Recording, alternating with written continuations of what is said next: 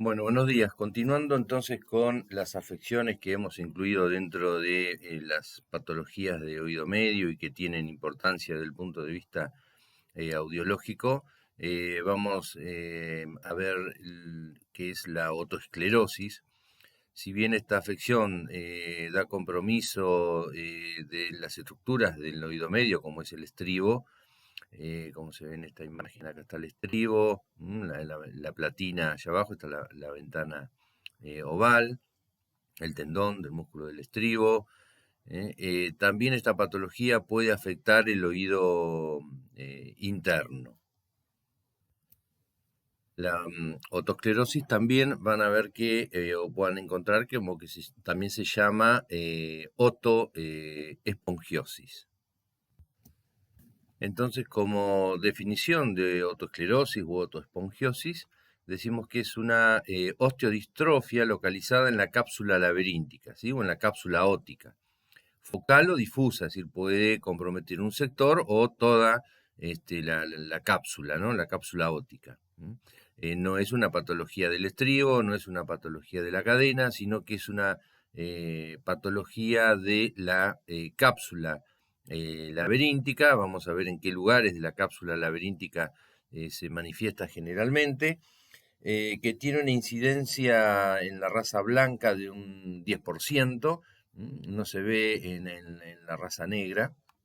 Es 2 veces más frecuente en la mujer.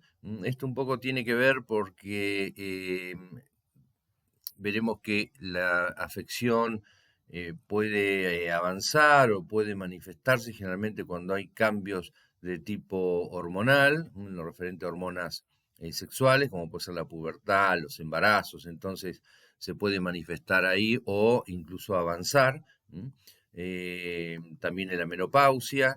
Entonces, bueno, por eso un poco es más frecuente en la mujer, ¿no? Uno de cada 7 otosclerosis histológicas presenta sintomatología. Vamos a ver que a veces esta patología es unilateral, pero el otro oído seguramente ya tiene también patología de otosclerosis, pero no tiene manifestación clínica. Es decir, que podemos tener cambios histológicos en el temporal o en la cápsula óptica sin que aún tenga manifestación clínica. La edad, aproximadamente entre los 20 a 50 años de edad, es una afección que puede comenzar ya en la pubertad, puede aparecer también, como dijimos, con los embarazos o avanzar incluso con los embarazos o en la menopausia. Es bilateral en un 90% de los casos, a pesar, como les decía, que puede haber manifestación clínica en un oído y el otro no tener aún manifestación, ¿no? Pero sí tener los cambios histológicos. Esta lesión que aparece en la cápsula óptica, esta lesión histológica, es polimórfica. ¿Qué quiere decir? Que asocia una forma de hueso esponjoso con zonas de tejido fibroso o de aspecto de hueso denso esclerosado. Y esto es muy importante, afecta a la cápsula auditiva, la cápsula óptica o la cápsula laberíntica.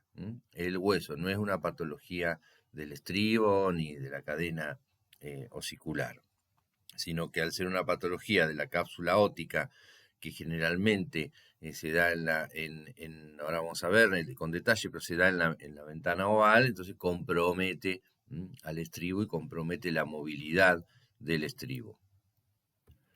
Acá vemos un cuadro, bueno, con algunos datos. Es una enfermedad hereditaria, ¿sí? Puede ser es una enfermedad hereditaria que puede tener manifestación tardía, es decir, una de las afecciones hereditarias o genéticas que tiene manifestación tardía, ¿no? Es autosómica dominante con penetrancia incompleta. Esto quiere decir que si bien se transmite por genes, no se transmite de generación en generación, sino que puede saltear generaciones.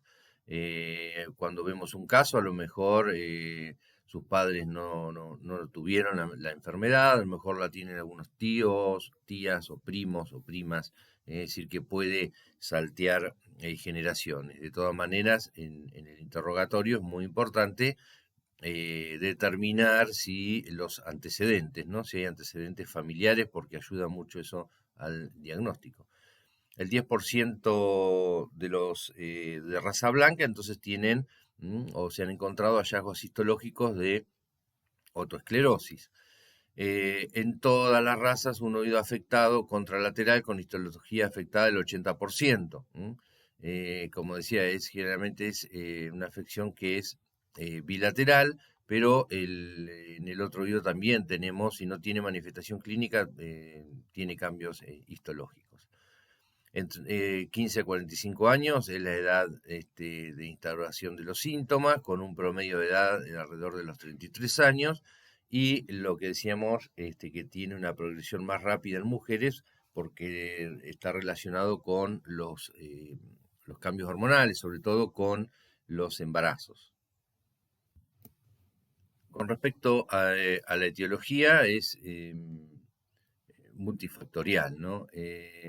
Algunas de estas causas, bueno, son teorías o, digamos, son por eso que es variada, ¿no? La etiología se considera como que es multifactorial. Sí que hay una predisposición familiar, que ya sabemos lo genético, al igual que en otras afecciones, y que existirían varios factores etiológicos. Entonces, por un lado dijimos lo genético, sí, una predisposición familiar, dijimos que es hereditaria autosómica, que es dominante, pero de incidencia incompleta, es decir, que puede saltear, como les decía, generaciones, no se transmite directamente de padre a hijo. No es incidencia completa, sino es incompleta. Y expresividad variable, que puede o no tener manifestación clínica. A lo mejor tiene cambios histológicos, pero no tiene manifestación clínica. Hay factores contribuyentes para la aparición sintomática, como los cambios hormonales. El factor endocrino u hormonal, esto un poco explica el predominio en el sexo femenino de la otosclerosis clínica, así como los episodios de agravamiento durante los cambios hormonales que ocurren durante la vida genital y endocrina, así como les decía anteriormente, en la pubertad y el embarazo. Como que, es decir, tendríamos una base genética y los cambios hormonales entonces contribuyen a la aparición de los síntomas. Hay quienes también dicen que hay una teoría infecciosa en el cual, sobre todo el virus del sarampión, quienes hayan tenido sarampión, bueno, eso actuaría como un factor implicado entonces en el origen de estos mecanismos inflamatorios que se van a producir en la cápsula óptica y que van a producir la enfermedad. Esto se ha demostrado porque han aislado anticuerpos en los focos de otosclerosis, anticuerpos contra el virus del sarampión. Bueno, y acá están entonces, con respecto a la etiología, lo que decíamos, la teoría genética, en aproximadamente el 60% de los casos de esta enfermedad, la causa obviamente es genética. Se manifiesta entonces como una enfermedad familiar. Entonces, esto estaría dentro cuando hablemos de hipoacusias, en las hipoacusias hereditarias de manifestación tardía. Es decir, que no son congénitas, no están presentes en el nacimiento, sino que la manifestación clínica va a aparecer tardíamente, como por ejemplo también puede ser la presbiacusia, que aparece entonces en edad avanzada. También hay factores genéticos y que tienen una manifestación tardía. La teoría más aceptada es que existe un gen, ¿no? Que habría que un gen, y la penetración es, como decía anteriormente, es incompleta, aparentemente un 40%. Y bueno, acá están más o menos en donde asienta, ¿no? En el brazo del cromosoma 15, y estos pacientes portan, fundamentalmente tienen los antígenos de histocompatibilidad, bueno, HLA W33, el HLA 9, A11 y el B13. Después está la teoría hormonal, que dijimos que en un 70% de los casos la otosclerosis se presenta en mujeres, y que el inicio de la enfermedad está en relación con la menarca, es decir, con la primera menstruación, o con los embarazos. También hay una teoría inmunitaria en cuanto al origen de la autoesclerosis. Algunos describen presencia de autoanticuerpos para el colágeno tipo 2.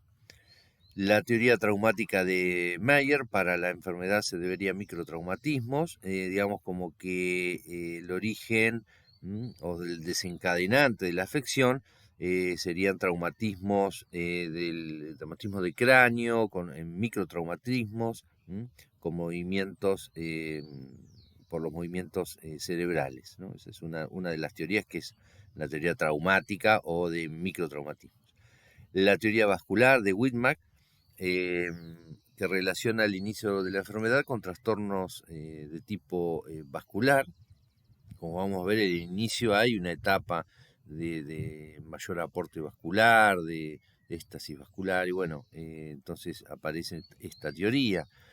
La teoría enzimática, que también se ha hablado mucho de esta teoría, como un desequilibrio entre lo que es la tripsina y la antitripsina a nivel de los líquidos laberínticos. Esto es una alteración a nivel de estas enzimas.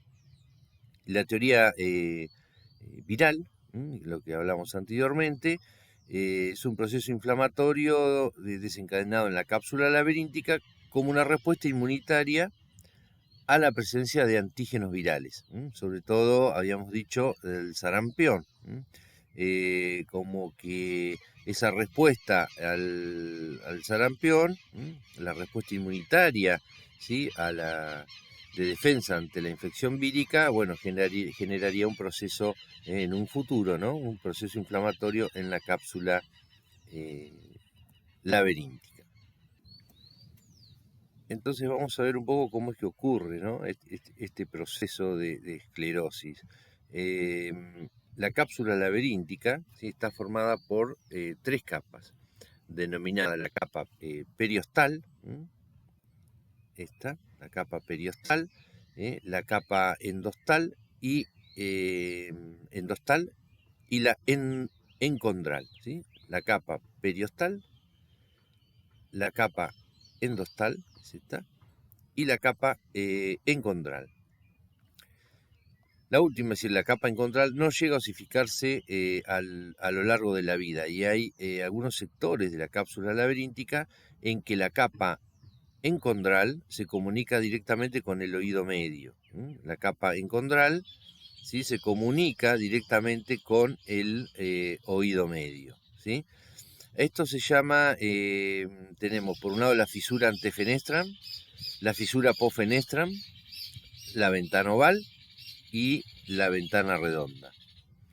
La fisura antefenestram está acá en el sector anterior, acá está la platina, está la ventana oval, entonces hay una comunicación entre lo que sería una relación entre la capa endostal y la capa periostal. Generalmente los focos de autoesclerosis se desarrollan a nivel de la fisura antefenestram, en el sector anterior de la ventana oval, y obviamente esto va a involucrar, este foco de autoesclerosis va a involucrar la platina del estribo. También puede aparecer acá, en la fisura, la postfenestram, o comprometer toda la ventana oval, la ventana redonda. En general, estas son las zonas donde asientan principalmente los focos de autoesclerosis. Acá tenemos un foco de autoesclerosis, cómo avanza y compromete acá el estribo, ya compromete la crura del estribo. Acá está la rama larga del yunque, la apófisis lenticular. Acá está el tendón del músculo del estribo. Estas son las cruras, la platina. Acá tenemos la ventana oval, entonces la platina del estribo, un foco de autoesclerosis, y lo mismo acá. La capa, acá está la capa encondral, y la capa periostal, ¿sí?, la fisura antefenestram. Y esta es la fisura postfenestram, que también tiene acá un foco de autoesclerosis. Puede haber varios focos de autoesclerosis, pero bueno, este todavía no invadió el estribo. Acá sí, este foco de autoesclerosis ven cómo invade la platina, invade la crura. Estos son los lugares donde asientan entonces con mayor frecuencia estos focos de otosclerosis. La fisura antefenestram, la fisura apofenestram, acá, acá, la ventana oval y la ventana redonda. Con respecto a la anatomía patológica, vamos a ver que esta afección se desarrolla en 3 etapas. Una fase vascular, que les nombraba anteriormente, fase vascular y congestiva, una zona de mayor aporte vascular, la fase de reabsorción ósea u otoespongiosis y la fase de neoformación ósea u otosclerosis propiamente dicha. Entonces, de acuerdo a estas etapas, tenemos la etapa de congestión vascular, donde también se llama hiperplasia reactiva. En los lugares donde se va a desarrollar el foco de otosclerosis, existiría un mayor aporte sanguíneo, congestión venosa y de los capilares de los conductos de Havers. Estos se dilatan, hay mayor aporte sanguíneo y los osteocitos comienzan a formar entonces hueso mediante unas proyecciones digitiformes que contienen un vaso en el centro. Después vamos a ver que este hueso neoformado contrasta con el hueso normal porque tiene mayor cantidad de osteoblastos, espacios medulares más grandes y más vasos sanguíneos y tejido conectivo. Es decir, la etapa de congestión es la etapa también llamada vascular, donde hay un mayor aporte sanguíneo, mayor irrigación en la zona donde se va a desarrollar el foco de otosclerosis. A esta etapa le sigue una etapa de reabsorción ósea o la etapa de otoespongiosis. Por eso que esta afección también se llama otoespongiosis. Es decir, también la podemos denominar como otoespongiosis. Ya en esta etapa la dilatación vascular disminuye y aparecen los osteoclastos, que son los que van a provocar la reabsorción ósea, la reabsorción del hueso, y esto se llama otoespongiosis o espongiosis. Y después, en tercer lugar, tenemos la etapa de neoformación, es decir, una vez que hubo un aporte vascular, la etapa vascular, la segunda etapa de reabsorción ósea en ese lugar, llevada a cabo por los osteoclastos, entonces la etapa de otoespongiosis. Y viene la tercera etapa, que es la fase de neoformación o de esclerosis propiamente dicha. Estas zonas, entonces se empieza a formar un tejido óseo totalmente desorganizado. Este tejido óseo se mineraliza y se forma un hueso con un sistema de Havers, que es la estructura del hueso, pero muy irregular, exuberante de tipo escleroso. Es decir, se forma hueso totalmente desorganizado, irregular y para nada parecido al hueso normal. Estas 3 fases, repito, la fase vascular, la fase de otoespongiosis y la fase de otoesclerosis o esclerosis propiamente dicha, se ven en el mismo foco. Donde se va a desarrollar el foco de otosclerosis ocurren entonces estas 3 etapas. Entonces, ¿dónde asientan estos focos de otosclerosis? ¿Sí? La topografía. Se pueden observar en todo el peñasco, en toda la cápsula óptica. Aunque la afección más habitual, como ya dijimos, es la parte anterior de la ventana oval, la fisura antefenestra. La frecuencia de esta afectación varía, según los autores, entre un 80 y un 95%, pero como ven es muy frecuente, entonces el compromiso o que el foco aparezca en la fisura antefenestra. En la ventana redonda habíamos dicho también que puede aparecer, que es la segunda localización en frecuencia, entre el 30 al 50% de los casos. La obliteración completa, ¿sí?, del nicho de la ventana coclear no es excepcional, se puede ver, pero con una frecuencia del 6%. Entonces, pueden resultar afectadas otras localizaciones, además de la fisura antefenestra, por orden de frecuencia decreciente. ¿Sí? Tenemos el modiolo, la parte posterior de la ventana vestibular, la ventana oval, la fisura apofenestra, el conducto auditivo interno, la platina, los conductos semicirculares, el acueducto coclear. La afección generalmente es bilateral, y más o menos entre un 96,5 al 76%. Como ven, es alto el porcentaje, entonces decimos que es una afección entonces de tipo bilateral. Hay algunas clasificaciones de acuerdo a la pérdida auditiva y de acuerdo al desarrollo del foco otosclerótico y el compromiso que tiene sobre el estribo, sobre la platina y las cruras. Entonces tenemos con pérdidas de 30 decibeles, es una afección que en su origen suele dar, lo más frecuente es que dé una hipoacusia conductiva por compromiso del estribo, entonces el estribo pierde movilidad y vamos a ver que vamos a tener una forma clínica de presentación que es con hipoacusia conductiva. Entonces, cuando hay una pérdida de 30 decibeles, un foco de osteosclerosis que empieza a comprometer parte de la platina a nivel de la fisura antefenestral. Cuando este foco es más extenso, ya compromete la crura, tenemos pérdidas mayores de 40 decibeles, puede ser tipo 2 o 3, de acuerdo al compromiso o el avance sobre la supraestructura del estribo, que serían las cruras. Y acá también tenemos ya con pérdidas mayor a 40 decibeles, tipo 4 o 5, cuando avanza sobre las dos cruras o cuando tipo 5 ya se llama platina obliterativa, cuando el foco obtura totalmente todo, cubre la platina y más de la mitad de las cruras del estribo. Entonces, hay dos grupos, según la anatomopatología, dos grupos de focos, los marginales anteriores o posteriores y los múltiples. Entonces podemos tener focos que están localizados sobre la fisura antefenestra o posfenestra o focos múltiples que comprometen varias localizaciones.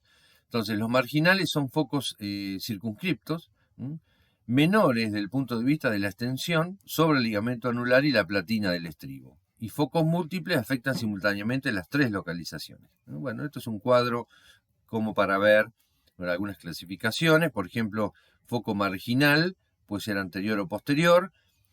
Cuando afecta solo una crura, afecta menos de la mitad de la platina. O tipo 3, cuando afecta más de la mitad de la platina.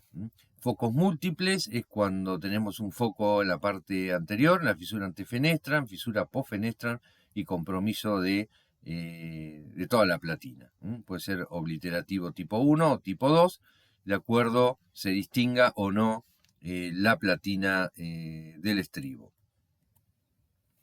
¿Cuál es la clínica de la otosclerosis? ¿Cuáles son las manifestaciones clínicas? Obviamente la hipoacusia. ¿Sí? Es el motivo esencial de la consulta. El paciente va a consultar por hipoacusia. Es una hipoacusia progresiva que ya dije se puede manifestar desde la pubertad. Teníamos que un promedio a los 33 años, pero puede ir de los 15 hasta los 60 años. Es progresiva, se descubre por lo general, entre los 20 y 40 años o más. La hipoacusia en general es conductiva, progresiva. En algunas formas de presentación puede ser neurosensorial. La hipoacusia neurosensorial puede estar presente desde el inicio, lo que a veces eso dificulta el diagnóstico, porque hay que hacer un diagnóstico diferencial con otras hipoacusias perceptivas. O puede ser que empiece como una hipoacusia conductiva que va progresando y que se empieza a labirintizar, es decir, que se empieza a ser perceptiva. Desde una forma conductiva inicial, como la enfermedad avanza, entonces se empieza a bajar, vamos a ver la vía ósea, se empieza a ser perceptiva. Lo habitual es que empiece como una hipoacusia conductiva, progresiva, bilateral y asimétrica en el 75% de los casos.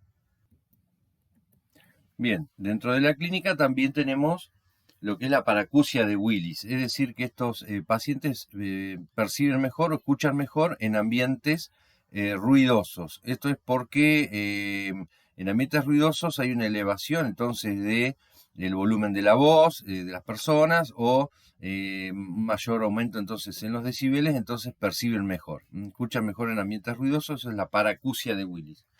La paracusia de Weber es la dificultad que tiene para oír durante la masticación. Es decir, el paciente, por ejemplo, está comiendo, la persona está comiendo y le hablan y no escucha. Es decir, tiene que dejar de masticar para poder escuchar. Eso es la paracusia de Weber. ¿Por qué? Porque percibe los ruidos internos con mayor intensidad. Entonces, tiene que dejar de masticar para escuchar. También pueden existir acúfenos, es frecuente a veces que existan obviamente acúfenos, miren, son muy frecuentes, 80% de los casos pueden ser uni o bilaterales. Lo más frecuente es que sean de tono grave, como una lluvia, como un viento, como vapor, que lo perciban de esa manera, de poca intensidad, de 5 decibeles, con predominio en el lado más afectados. Uno puede hacer un estudio, ustedes van a poder hacer un estudio que es la acúfenometría, donde van a medir la intensidad del acúfeno, las características en cuanto al tono del acúfeno. Pero bueno, el hecho que a veces pueden consultar directamente por acúfenos, sobre todo cuando son hipoacusias conductivas leves que pueden pasar desapercibidas o cuando inicia la enfermedad. Con el tiempo estos acúfenos pueden desaparecer o ir en aumento y pueden llegar a hacerse intensos a manera que sean insoportables. Es raro, no es frecuente que estos acúfenos entonces sean insoportables, ¿no? Invalidantes. El paciente los va a percibir en el oído. Podemos tener trastornos del equilibrio, ¿sí? Aparecen entre el 10 al 25%, es un trastorno, entonces un desequilibrio, sin llegar a ser un vértigo, con menos frecuencia en casos de laberintización, pueden aparecer auténticas crisis de vértigo. Si puede aparecer un vértigo, sobre todo cuando la enfermedad tiene compromiso del oído interno o del laberinto anterior o posterior, pero en general tienen una inestabilidad, un desequilibrio leve. Si hay un vértigo muy importante, con síntomas vagales, vómitos, náuseas, bueno, hay que pensar a veces si no puede tener asociado alguna otra afección o a veces cuando está totalmente fija la platina, hay aumento de la presión de los líquidos endolaberínticos y bueno, puede también producir esa sintomatología similar a una enfermedad de Meniere o coexistir con una enfermedad de Meniere que después veremos qué es esto, ¿no? Puede haber también alteraciones psíquicas, obvio, porque la hipoacusia da tendencia al aislamiento, a la depresión, la tristeza, es decir, toda una serie de problemas laborales a sociales. Con respecto a la exploración clínica y audiológica, es decir, un paciente que consulta entonces por hipoacusia, ¿qué vamos a hacer? Bueno, vamos a hacer una otoscopía. La otoscopía es normal, ¿no? Es normal. Al sumo podemos ver escaso cerumen, casi no tiene cera, un conducto más bien seco, aumentado de tamaño, no aumentado de tamaño, sino un poco más amplio que lo habitual. Está descrita la tríada de Holmgren, que es la piel poco sensible, es decir, cuando uno explora y toca la piel de conducto, tiene poca sensibilidad, no le genera a lo mejor el reflejo tusígeno, que es habitual cuando uno toca sobre todo la pared posterior del conducto auditivo externo. No hay cera, conducto amplio, y en un 10% de los casos uno puede ver en un inicio de la enfermedad, en la etapa vascular, una mancha que es la mancha de Schwarze o el signo de Schwarze, que se ve en este sector, en la parte posterior, sobre el promontorio, por transparencia, una zona más eritematosa a nivel del promontorio, que es por el aumento vascular. Sería el inicio de la enfermedad, la primera etapa, la etapa vascular. Tampoco es frecuente de ver, no es que se ve siempre. Esta mancha es por la hiperemia, es decir, por el aumento de la vascularización en la mucosa de la caja, donde después van a sentar entonces estos focos de otoesclerosis. Entonces estaría acá en la parte posterior, posterior-superior. Esta es la tríada de Holmgren, dijimos que el oído seco, casi no tiene cera, poca sensibilidad, y el conducto auditivo externo un poquito más amplio. Son algunos signos como para sospechar, ¿no? Esto obviamente va asociado al interrogatorio y obviamente a los estudios audiológicos que se van a realizar. Podemos realizar diapasones, una acumetría sería instrumental, una audiometría tonal, la logoaudiometría y la impedanciometría. Con respecto a la acumetría instrumental, usando diapasones, entonces nos va a dar una hipoacusia de transmisión con la tríada descrita por Friedrich Bessel, que es el swabage prolongado, ¿sí? Comparamos la vía ósea del paciente con la vía ósea del examinador, entonces vamos a ver que la vía ósea del paciente va a estar prolongada, es decir, un swabage prolongado.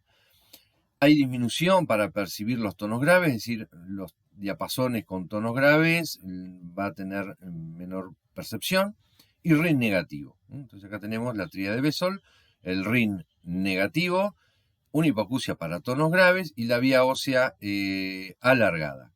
Acá puse esto para que recuerden la prueba de RIN, entonces donde el RIN positivo, ¿sí?, es vía aérea mayor que vía ósea. Cuando nosotros colocamos el diapasón por vía aérea, el paciente lo deja, cuando lo deja de percibir, o comparamos con la vía ósea, y entonces el tiempo de percepción por vía aérea es mayor que por vía ósea. Si estimulamos por vía aérea, lo deja de percibir y lo ponemos en la mastoides y lo sigue percibiendo el sonido, eso es RIN negativo. Me indica una hipoacusia conductiva.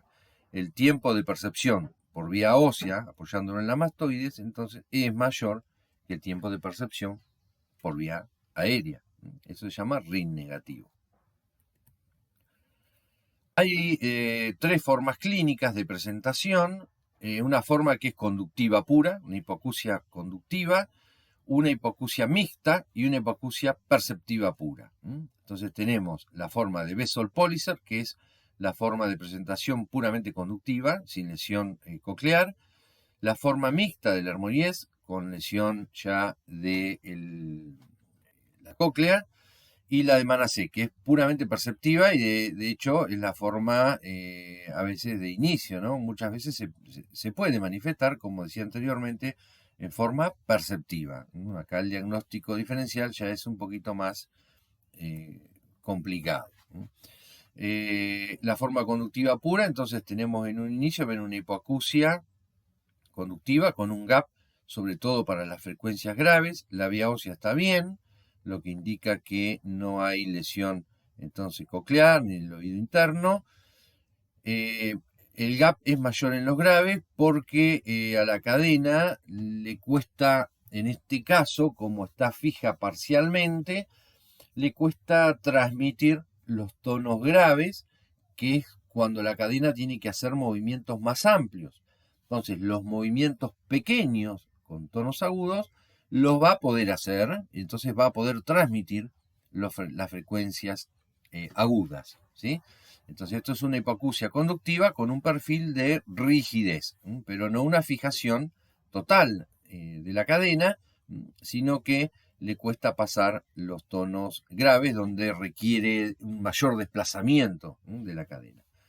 La logoaudiometría, entonces, como ven, llega al 100% de discriminación, se mantiene, no tenemos rollover, no hay caída, que indicaría un reclutamiento, una lesión a nivel coclear, desplazada sí a la derecha, ¿sí?, del gráfico, que quiere decir que le tengo que subir un poquito el volumen, sobre todo, como dijimos en las frecuencias graves, hay que aumentarle el volumen para que perciba entonces los sonidos. Entonces esto es característico de una hipoacusia conductiva leve.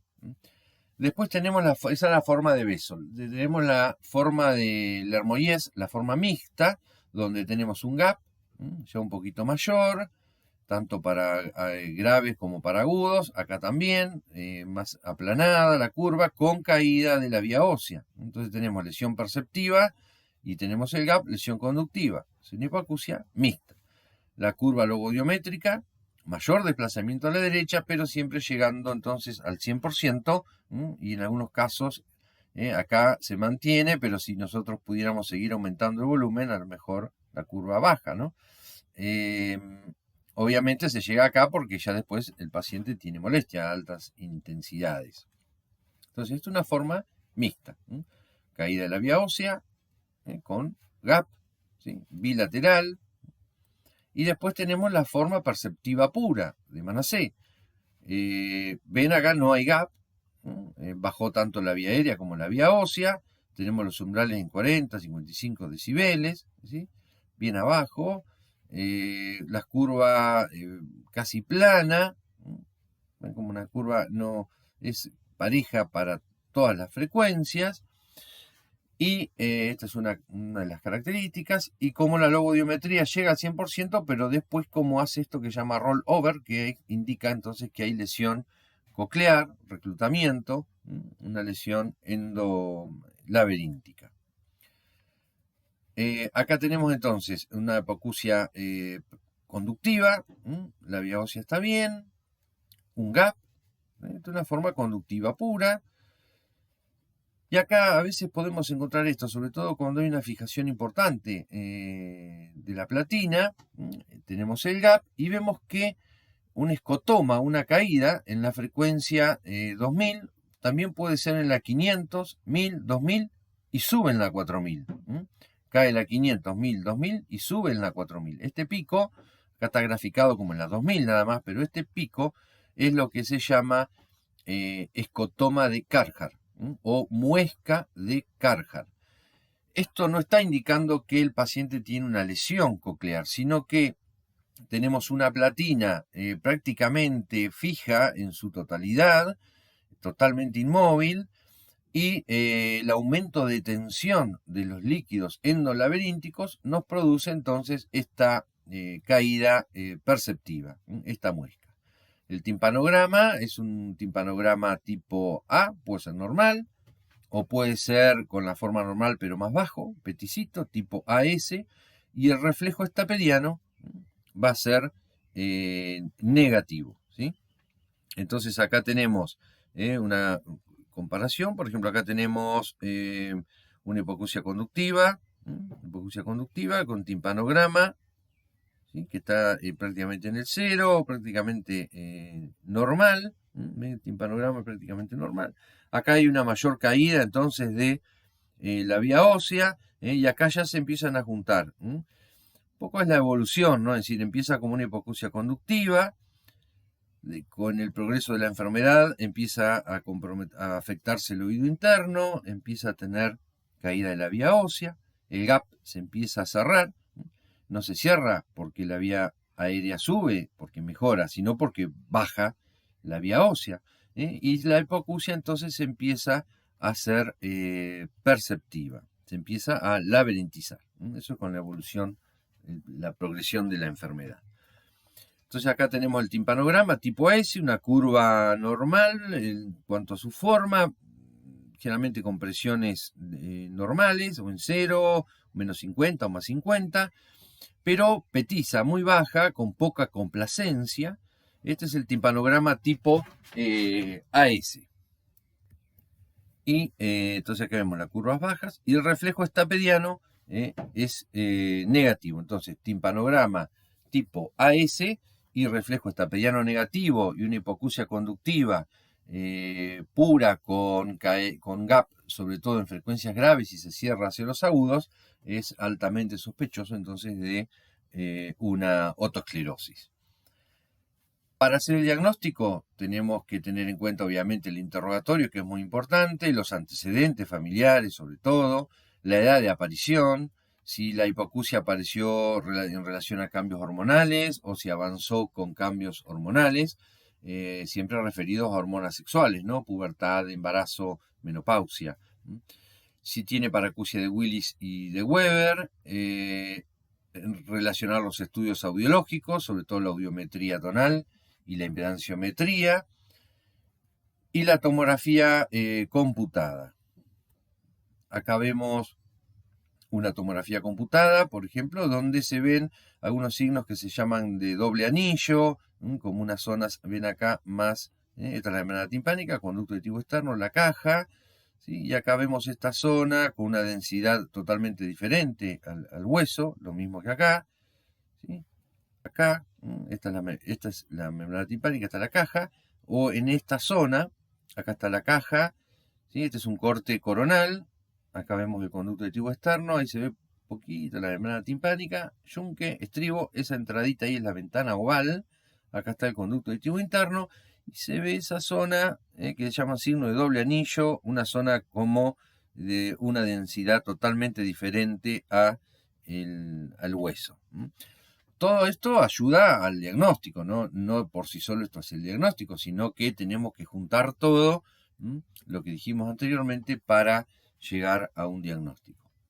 Pero el diagnóstico fundamentalmente es clínico y audiológico. El diagnóstico diferencial, ¿con qué otra cosa pueden ser? Bueno, pues una ruptura de la cadena, en este caso tendríamos un gap mucho mayor, alrededor de los 60 decibeles, antecedentes de un traumatismo, de alguna cirugía. El timpanograma, si hay ruptura de cadena, va a ser un timpanograma tipo AD, de disyunción. Puede ser una malformación congénita menor, una otitis fibroadhesiva, algún foco de tímpanoesclerosis, la enfermedad de Paget, que es una afección ósea que tiene compromiso de otras estructuras óseas, la enfermedad de Lobstein u osteogenia imperfecta y una anquilosis osicular no platinar, una fijación de la cadena, pero que no sea a nivel de la platina del estribo. No vamos a entrar en detalle en cada una de estas formas, pero bueno, hay que tenerlas en cuenta como para un diagnóstico diferencial. Con respecto al tratamiento médico, hay un tratamiento médico con fluoruro de calcio, como se puede comenzar ese tratamiento cuando recién inicia la enfermedad, pero tampoco está demostrado que detiene la enfermedad ni que hay mejoría significativa. Es una medicación que suele dar trastornos digestivos importantes. Y bueno, en general el tratamiento de la enfermedad no hay algo específico que va a detener la enfermedad. Y el tratamiento de los síntomas, ¿sí? De la hipoacusia o de los acúfenos, bueno, puede ser quirúrgico o protésico. Un protésico puede ser dentro del tratamiento quirúrgico colocar una prótesis en reemplazo del estribo o directamente un paciente que no se somete a tratamiento quirúrgico utiliza otoamplífonos, sobre todo en hipoacusias conductivas o mixtas. Uno generalmente hace la propuesta terapéutica, pero el paciente decide, ¿no? Siempre el paciente va a decidir si quiere o no operarse. Lo que se utilizan son este tipo de prótesis, hay varios tipos, tienen teflón alambre, la prótesis de Gifford, esta es la prótesis de Campos Mercandino, una prótesis tipo copita, la prótesis de Shia, la prótesis de diamante, hay varios tipos de prótesis. El hecho es que se reemplaza parte del estribo. Esta es la platina que está totalmente fija, con un foco de osteosclerosis. Entonces se hace una ventanita en la platina, se llama estapedotomía. Si saco toda la platina es estapedectomía. Generalmente se hace estapedotomía, se le abre un orificio, se sacan las cruras, toda lo que es la supraestructura del estribo, que es crura, cuello, capitel, se saca y se coloca esta prótesis anclada entonces en la rama larga del yunque y se coloca en este orificio para que trabaje esto como pistón en reemplazo del estribo. Esto es para que vean el tamaño que tiene estas prótesis, son muy pequeñas. Y esto, a ver, vamos a cambiar el puntero, es un video como para que vean cómo es se rebate toda la membrana timpánica. Esta es la cuerda del tímpano, la cuerda del tímpano, que es rama del facial, que viene pegadita a la pared posterior, a la membrana timpánica, a la pared posterior del conducto. Hay que levantar toda la membrana, después se repone y queda la membrana totalmente indemne, ¿no? Se levanta, que está la rama larga del yunque, ahí está el tendón del músculo del estribo, ¿sí? Hay que desarticular acá,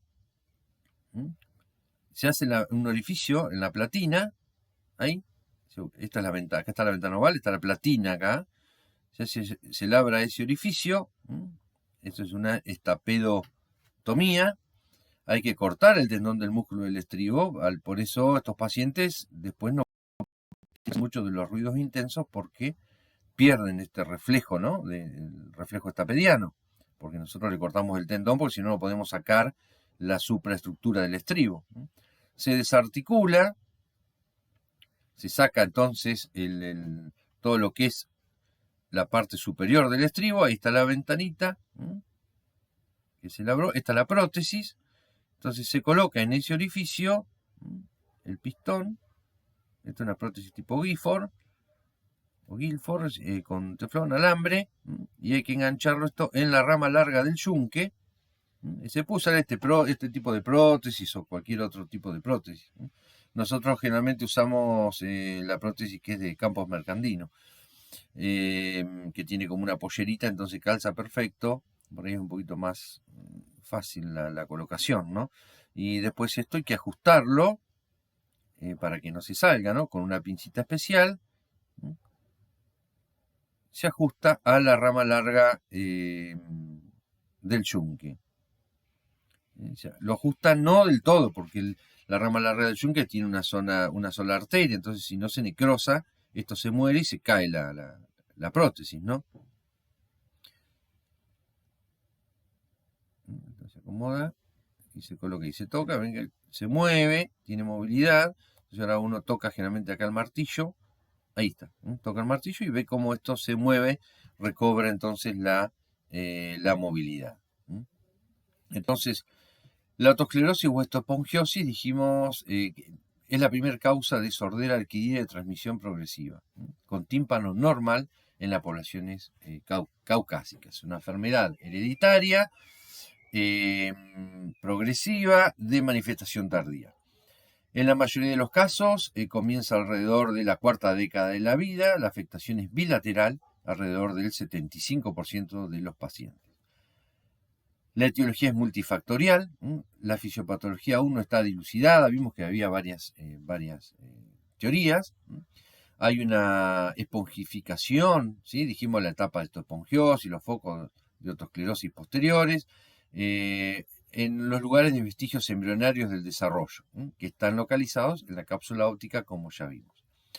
¿Dónde están estos focos? Principalmente en la fisura antefenestra.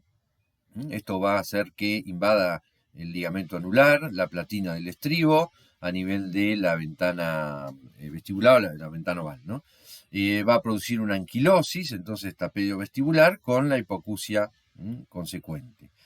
Otras localizaciones dijimos que eran la cóclea, los conductos semicirculares, que puede tener manifestación entonces de un inicio como una hipoacusia de percepción, acompañada o no de acúfenos y de desequilibrio o vértigo.